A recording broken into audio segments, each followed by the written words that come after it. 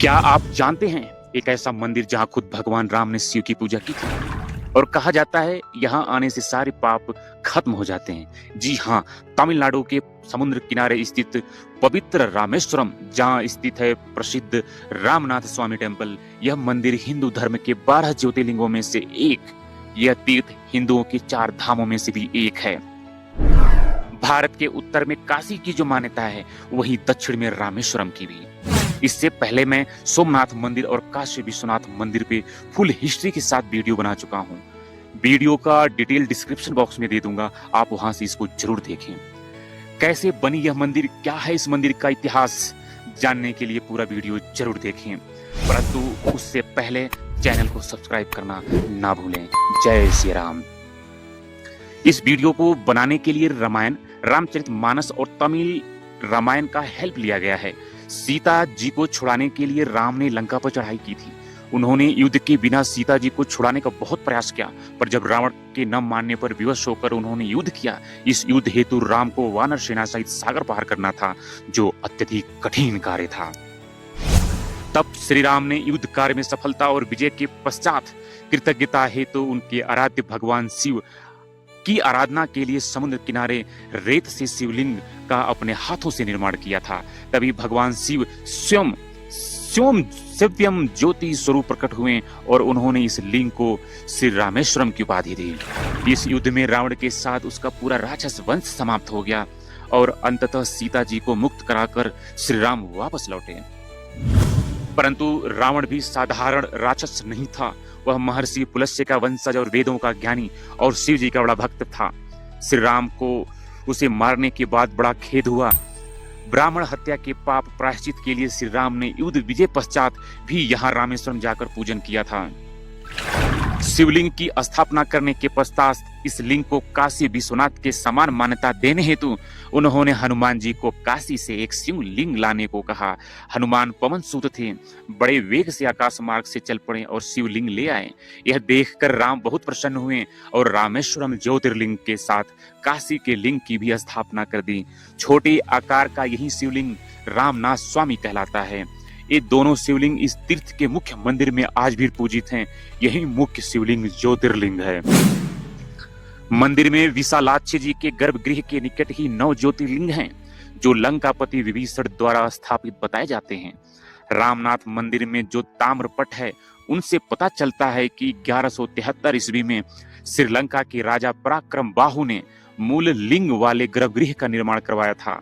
उस मंदिर में अकेले शिवलिंग की स्थापना की गई थी, देवी की मूर्ति नहीं रखी गई थी। इस कारण वह निहसंगेश्वर का मंदिर कहलाया।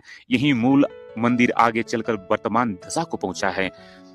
बाद में 15वीं शताब्दी में राजा उदयन सेतुपति और उनके निकट नागौर निवासी वैश्य ने 1450 में इसका 78 फीट ऊंचा गोपुरम का निर्माण करवाया।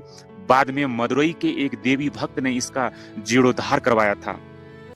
16वीं शताब्दी में दक्षिण भारत के द्वितीय परकोटे की दीवार का निर्माण तिरुमलयम सेतुपति ने करवाया था। इनके पुत्र की मूर्ति द्वार पर ही विराजमान है। इसी शताब्दी में मदुरई के राजा विश्वनाथ नायक के एक अधीनस्थ राजा उदयन सेतुपति कटेश्वर ने मंदिर में नंदी मंडप आदि निर्माण करवाया। नंदी मंडप 22 फीट लंबा, 12 फीट चौड़ा व 17 फीट ऊंचा है। रामनाथ के मंदिर के साथ सेतु माधव का मंदिर आज से 500 वर्ष पहले रामनाथपुरम के राजा उदयन सेतुपति और एक धनी वैश्य ने मिलकर बनवाया था। 17वीं शताब्दी में दलवाय सेतु ने पूर्वी गोपुरम आरंभ किया। 18वीं शताब्दी में रवि विजय सेतुपति ने देवी देवताओं के शयन गृह व एक मंडप बनवाया। बाद में मुत्तु रामलिंग सेतुपति ने बाहरी परकोटे का निर्माण करवाया। 1897 से 1904 के बीच मध्य देवकोटई से एक परिवार ने 123 फीट ऊंचा नवद्वार सहित पूर्वी गोपुरम निर्माण करवाया। इसी परिवार ने 1907 से 1925 में गर्भगृह की मरम्मत करवाई। बाद में इन्होंने 1947 में महाकुंभाभिषेक भी करवाया। रामेश्वर का मंदिर भारतीय निर्माण कला और शिल्प कला का एक सुंदर नमूना है। इसके प्रवेश द्वार 40 फीट ऊंचा है। प्रकार में और मंदिर के अंदर सैकड़ों विशाल खंभे हैं जो देखने में एक जैसे लगते हैं। परंतु पास जाकर जरा बारीकी से देखा जाए तो मालूम होगा कि हर खंभे पर बेल बूटे की अलग अलग कारीगरी है। रामेश्वरम के विशाल मंदिर को बरवान बनवाने और उनकी रक्षा करने में रामनाथपुरम नामक छोटी रियासतों के राजाओं का बड़ा हाथ रहा है। अब यह रियासत तमिलनाडु राज्य में मिल गई है। रामेश्वरम के मंदिर में जिस प्रकार शिव की 2 मूर्तियां हैं, उसी प्रकार देवी पार्वती की मूर्तियां अलग अलग स्थापित की गई हैं। देवी की एक मूर्ति पर्वत बधिनी कहलाती है, दूसरी विशालाक्षी मंदिर के पूर्व द्वार के बाहर हनुमान की एक विशाल मूर्ति अलग मंदिर में स्थापित है। इस मंदिर के साथ साथ यहाँ कुछ महत्वपूर्ण विशेषताएं भी हैं। अगर उसको मैं ना कवर करूं तो रामेश्वरम मंदिर उसके बिना अधूरा है। जाने क्या है इंपॉर्टेंट चीजें। रामेश्वरम का मंदिर है तो शिव जी का, परंतु उसके अंदर कई अन्य मंदिर भी हैं। सेतु माधव कहलाने वाले भगवान विष्णु का मंदिर इनमें से एक प्रमुख है। रामेश्वरम मंदिर में 22 कुंड तीर्थम का भी बहुत महत्व है। क्या है 22 कुंडम तीर्थम का महत्व, डिटेल से समझते हैं। रामनाथ के मंदिर के अंदर और परिसर में अनेक पवित्र तीर्थ हैं। कोटि तीर्थ जैसे 1-2 तालाब भी हैं।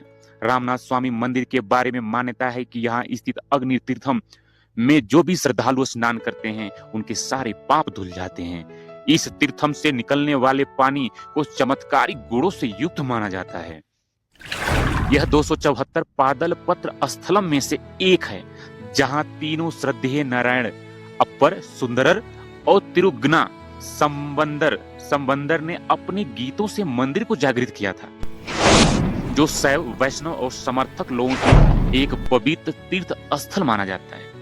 भारत के तमिलनाडु राज्य के रामेश्वरम द्वीप पर और उसके आसपास कुल मिलाकर 64 तीर्थ हैं। स्कंद पुराण के अनुसार इनमें से 24 ही महत्वपूर्ण तीर्थ हैं। इनमें से 22 तीर्थों केवल रामनाथ स्वामी मंदिर के भीतर ही है। 22 संख्या को भगवान की 22 तीर्थ तर्कसों के समान माना गया है। मंदिर के पहले और सबसे मुख्य तीर्थ को अग्नि तीर्थ नाम दिया गया है। इन तीर्थों में से स्नान करना बड़ा फलदायक, पाप निवारक समझा जाता है। रामेश्वरम कॉरिडोर का भी बहुत महत्व है। रामेश्वरम कॉरिडोर तमिलनाडु के रामनाथ स्वामी मंदिर में स्थित विश्व का लंबा गलियारा है, जिसकी लंबाई 1200 मीटर है। यह द्रविड़ वास्तुकला का एक अद्भुत उदाहरण है, जिसमें 1212 नक्काशीदार ग्रेनाइट स्तंभ लगे हुए हैं। यह गलियारा अपनी भव्यता और अद्वितीय स्थापत्य कला के लिए प्रसिद्ध है। विल्लीरड़ी तीर्थ। क्या है विल्लीरड़ी तीर्थ? रामेश्वरम के मंदिर के बाहर भी दूर दूर तक कई तीर्थ हैं। प्रत्येक तीर्थ के बारे में अलग अलग कथाएं हैं। यहाँ से करीब 3 मील पूर्व में एक गांव है जिसका नाम तंगचिमडम। यह गांव रेल मार्ग किनारे बसा है। वहाँ स्टेशन के पास समुद्र में तीर्थ कुंड है, जो विल्लूरड़ी तीर्थ कहलाता है। समुद्र के खारे पानी के बीच में से मीठा जल निकलता है। यह बड़े ही अचंभे की बात है। कहा जाता है कि एक बार सीता जी को बड़ी प्यास लगी थी। पास में समुद्र को छोड़कर और कहीं पानी का नामो निशान नहीं था, इसलिए राम ने अपने धनुष की नोक से यह कुंड खोदा था। इसलिए इस कुंड का नाम है विल्लूरड़ी तीर्थ। एक और है चमत्कार, एकांत राम। क्या है एकांत राम? तंगचिडम स्टेशन के पास एक जड़ मंदिर है, उसे एकांत राम का मंदिर कहते हैं। इस मंदिर के अब जड़ सिड़ अवशेष ही बाकी हैं। रामनवमी के पर्व पर यहाँ कुछ रौनक रहती हैं, बाकी दिनों में बिल्कुल सूना रहता है। मंदिर के अंदर श्री राम, लक्ष्मण, हनुमान और सीता की बहुत ही सुंदर मूर्तियां हैं। धनुर्धारी राम की एक मूर्ति ऐसी बनाई गई है मानो वह हाथ मिलाते हुए कोई गंभीर बात कर रहे हों। दूसरी मूर्ति में राम सीता जी की ओर देखकर मंद मुस्कान के साथ कुछ कह रहे हों। यह दोनों मूर्तियां बड़ी मनोरम है। यहाँ सागर में लहरें बिल्कुल नहीं आती, इसलिए एकदम शांत रहता है। शायद इसीलिए इस स्थान का नाम एकांत राम है। कोदंड स्वामी मंदिर। रामेश्वरम के टापू के दक्षिण भाग में समुद्र किनारे एक और दर्शनीय मंदिर है। यह मंदिर रामनाथ मंदिर से 5 मील दूर पर बना है। यह कोदंड स्वामी का मंदिर कहलाता है। कहा जाता है कि विभीषण ने यहीं पर राम की शरण ली थी। रावण वध के बाद राम ने इसी स्थान पर विभीषण का राज तिलक कराया था। इस मंदिर में राम, सीता और लक्ष्मण की मूर्तियां हैं तथा साथ में विभीषण जी की मूर्तियां भी स्थापित हैं। सीता कुंड। रामेश्वरम को घेरे हुए समुद्र में भी कई विशेष स्थान ऐसे बताए जाते हैं जहां स्नान करना पाप मोचक माना जाता है। रामनाथ जी के मंदिर के पूर्वी द्वार के सामने बना हुआ सीता कुंड इनमें से मुख्य है। कहा जाता है कि यही वह स्नान है जहां सीता जी ने अपना सतीत्व सिद्ध करने के लिए आग में प्रवेश किया था। सीता जी के ऐसा करते ही आग बुझ सी गई थी और अग्नि कुंड में जल उमड़ पड़ा था। वही स्थान अब सीता कुंड कहलाता है। यहाँ पर समुद्र का किनारा आधा गोलाकार है, सर्कुलर है, सागर एकदम शांत है, उसमें लहरें बहुत कम उठती हैं। इस कारण देखने में वह तालाब सा लगता है। यहाँ पर बिना किसी खतरे के स्नान किया जा सकता है। यही हनुमान कुंड में तैरते हुए पत्थर भी दिखाई देते हैं। आदि सेतु रामेश्वरम से 7 मील दक्षिण में एक स्थान है जिसे दर्भशयनम कहते हैं। यहीं राम ने अपने समुद्र में सेतु बांधना शुरू किया था। इस कारण यह स्थान आदि सेतु भी कहलाता है। राम सेतु पूरे भारत, दक्षिण पूर्व एशिया और पूर्व एशिया के कई देशों में हर साल दशहरे पर और राम के जीवन पर आधारित सभी तरह के नृत्य नाटकों में सेतु बंधन का वर्णन किया जाता है। राम के बनाए इस पुल का वर्णन रामायण में तो है ही, महाभारत में भी श्री राम के नल सेतु का उल्लेख आया है। कालिदास की रघुवंश में सेतु का वर्णन है। अनेक पुराणों में भी राम सेतु का विवरण आता है। एनसाइक्लोपीडिया ब्रिटेनिका में राम सेतु कहा गया है। नासा और भारतीय सैटेलाइट से लिए गए चित्रों में धनुषकोडी से जाफना तक जो एक पतली सी दीपों की रेखा दिखती है, उसे ही आज राम सेतु के नाम से जाना जाता है। यह सेतु तब 5 दिनों में ही बन गया था। इसकी लंबाई 100 योजन और चौड़ाई 10 योजन थी। इसे बनाने में रामायण काल में श्री राम नाम के साथ उच्च तकनीक का प्रयोग भी किया गया था। यात्रा का सबसे अच्छा समय माना जाता है।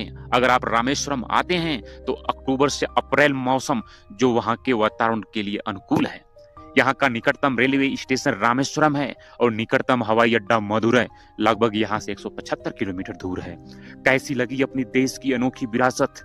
कमेंट बॉक्स में बिना बताए मत जाना। जय श्री राम।